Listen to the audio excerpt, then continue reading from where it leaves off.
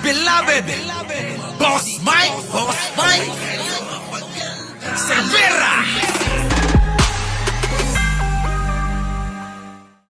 Ito na yung pabebe, mga kababayan. Anak ng pating na yan.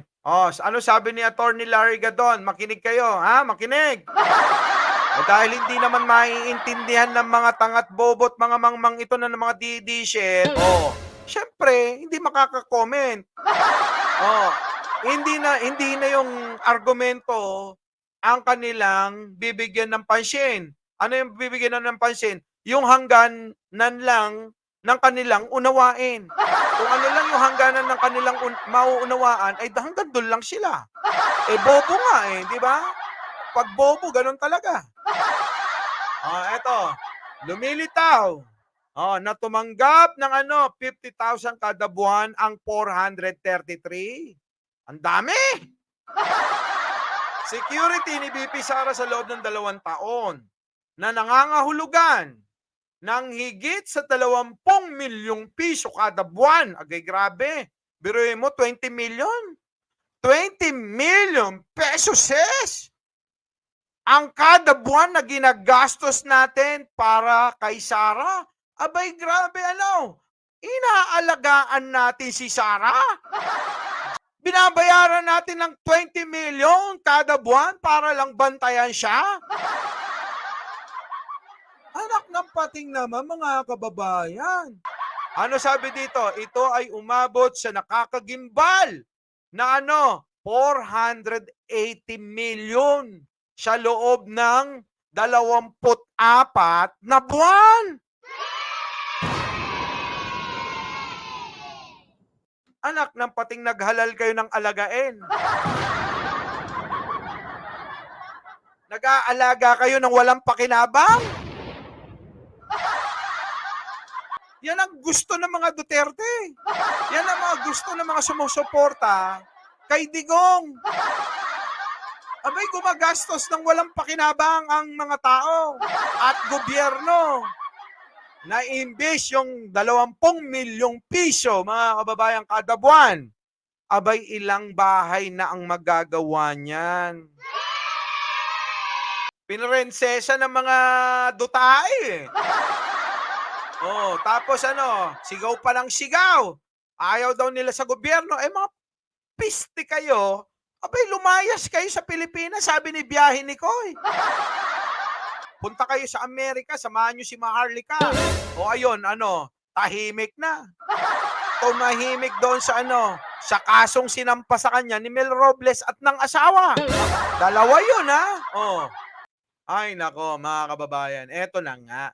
Dagdag pa niya, may mga datos na madaling hanapin online na nagpapakita na ang Office of the Vice President ay gumastos ng 55 million mula noong 2022 hanggang 2024. 2 taon lang yan.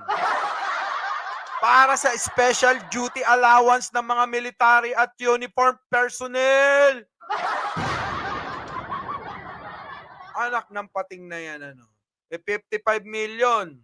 Kung magpapagawa tayo ng mga duplex na bahay na ihandog natin, mga kababayan, na ihahandog natin sa mga kababayan natin, abay, kaya na yan. Kung ilang, yung ginastos niya na ilang daang na yan. Ilang daang bahay na sana para sa mga kababayan natin. Di ba? Ang dami. Sabi nila, walang mga bahay, walang ganito. Mga lintik kayo, mga hinayupak kayo, mga didishit kayo, yung prinsesa ninyo, abay, kung lamunin ang pondo. Di ba, mga kababayan? Ginarapal nyo. Sabi ko nga sa inyo, minumukbang nila ang pera ng taong bayan ang kaban ng gobyerno Mukbang, mga kababayan, hindi hindi tikim. Mukbang. Hindi lamon. Mukbang. Di ba? Kita nyo. Ulitin ko, mga kababayan, halos 500 units na pabahay na yan. Hindi lang. Sa akin mo ipagawa yan. Baka doblehin ko pa yan. Yung budget na yan. Ito, tingnan mo 55 million plus ano, 480 million. Abay, kaya kong gumawa ng ano 350 na mga nasa, sabihin mo na mga 35 square meter. Kaya ko yun. Oh, di ba? Oh, hindi lang daan, hindi lang 100. Baka kaya pa nga ng 300 O, di may 300 pamilya tayong nabigyan sana ng bahay. Grabe, mga kababayan, naghalal tayo ng aalagaan natin. Baliktad. Imbis na siya yung magsilbi sa taong bayan, abay, baliktad tayo yung nagsisilbi sa kanya. Kabaliktaran din kay Pangulong Bongbong Marcos. Si Pangulong Bongbong Marcos, siya naman ang nagsisilbi sa taong bayan. Di ba? Oh. Di ba mga kababayan, nakakainis lang, Mother Te, sorry naman. Tapos ang ano, ngawa sa 20 pesos na bigas. Kasi nga, wala silang maipropaganda kung hindi nanggagaling lang doon sa mga pangarap ni Pangulo. Siyempre, gagawin nilang ano, malisyoso. Ipapalamon sa mga didishit na mga mangmang bobo tanga. Gagamitin din ngayon, maniniwala. Kasi nga, hindi nila kayang unawain kasi nga, bobo, tanga, mangmang. Ay, nasa na 20 pesos, 20 pesos. Anak ng pating na yan. Magsipag kayo para sa sarili ninyo. Hindi yung naasa ng naasa sa lahat. Sa gobyerno. Abay, grabe.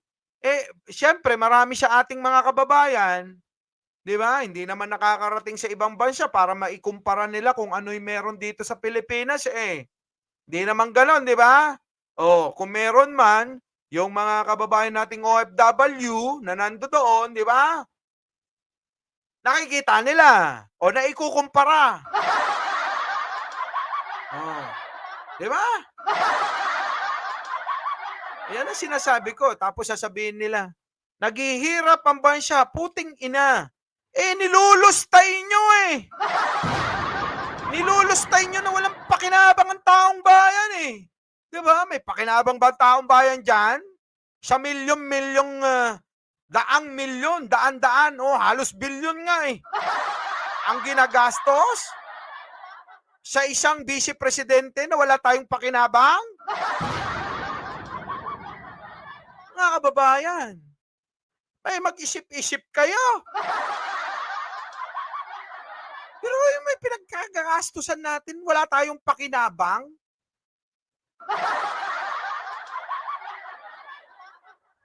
Alam mo, kumuha ka ng ano, diyan ka, pagsisilbihan ka namin, ganon. Taong bayan na nagsisilbi sa vice presidente. Kakaiba yan, mga kababayan. O kaya nga yung iba, yung mga kakamping at dilawan na ikukumpara ngayon. Ano sabi nila? Buti pa yung aming Leni Robredo noon, di ba? Umaraw, bumagyo. Kahit papano makikita mo, nando doon sa aksyon nakikipagpaligsahan pero itong vice presidente natin, ayun panood-nood lang ng concert. Kahit na alam na may kalamidad sa kanyang bansa, abay, iniwan. Inuna yung pansariling, kasiyahan. Yan ang vice presidente nila. Tapos, gusto nyo pang gawing presidente, mga animal kayo? Kung di ba naman mga animal talaga ito, mga didishit,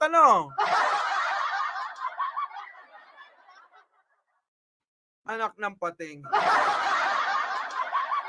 Ay, nako. Anyways, mga kababayan, ganun talaga. Minsan, unawain nyo na lang yung mga utak ng mga didishit. Sabi ko nga sa inyo, naghahanap nga sila ng 20 pesos na bigas Kasi mga kulang na sa yan, kain. Sabi, isa lang naman ang maipapayo natin. Gayahin nyo kami, naghahanap buhay kami. Oo. Kung kinakailangan, gawin naming 2, 3, 4, 5 ang trabaho para maitaguyod at makakain ng masustansyang pagkain, abay ginagawa namin. Di ba? Itong mga didishit, hirap na hirap bumili ng bigas. Paano? Kita tamad. Ang tatamad eh. Oh, 'di ba? 'Di ba no? Oh, tapos kapagka sila nasaktan na sa mga sinasabi natin, abay magpapabiktim na 'yan. Sasabihin nila, "Grabe naman kayo sa amin." Pero kapag sila tumira, bastusin nila ang pangulo at at ang first lady, 'di ba? Kapag sila tumira, binabastos nila ang presidente. Ang first lady na nananalamin sa ating mga Pilipino, abay ganun-ganun na lang. Grabe, 'di ba? Pati mga puke ginagamit nila. O 'di ba naman mga walang yaya mga 'yan ano? Tapos pag nasabihan na sila na ibalik sa kanila yung mga ginagawa nila, sila na ngayon ang biktima.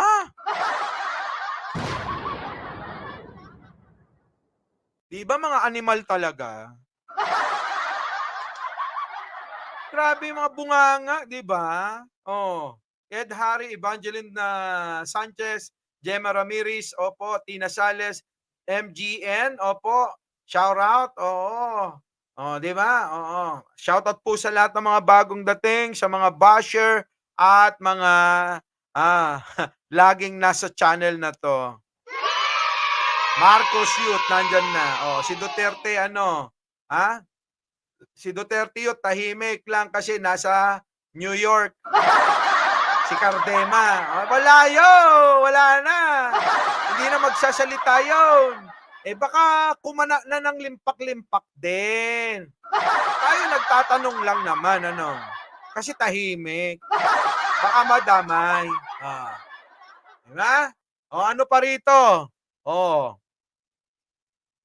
Para sa mga taong 2019, 2021 o sa panahon ng termino ng nakaram Vice Presidente, ang OBP ay gumastos lamang ng nakatakdang 5.7 million kada taon para sa special duty allowance. Grabe. Ang layo ng ng diferensya. Yung butal lang mga kababayan. Saan na kayo nakakita mga kababayan ng ganyan? Tapos sila pa ngayon ang may ganang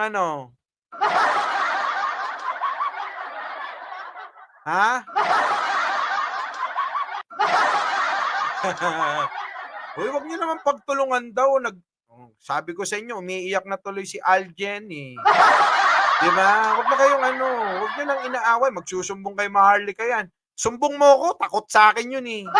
Tanong mo, takot na takot sa akin yun. Bakit? Alam niya ako mabuting tao eh. Yung idol mo na si Maharlika, sinasabing mabuting tao ako eh. Tapos kayo, kinokontra nyo yung idol nyo. Paano yun? Di ba? Pero mo yung idol nyo, iniidolo nyo si Maharlika. Sinasabihan ako, mabuting tao yan, si Mike Cervera. Tapos kayo, kung ano-ano sinasabi nyo sa akin, mga bobo talaga kayo. Di ba? Mga bobo talaga. Our beloved Boss Mike.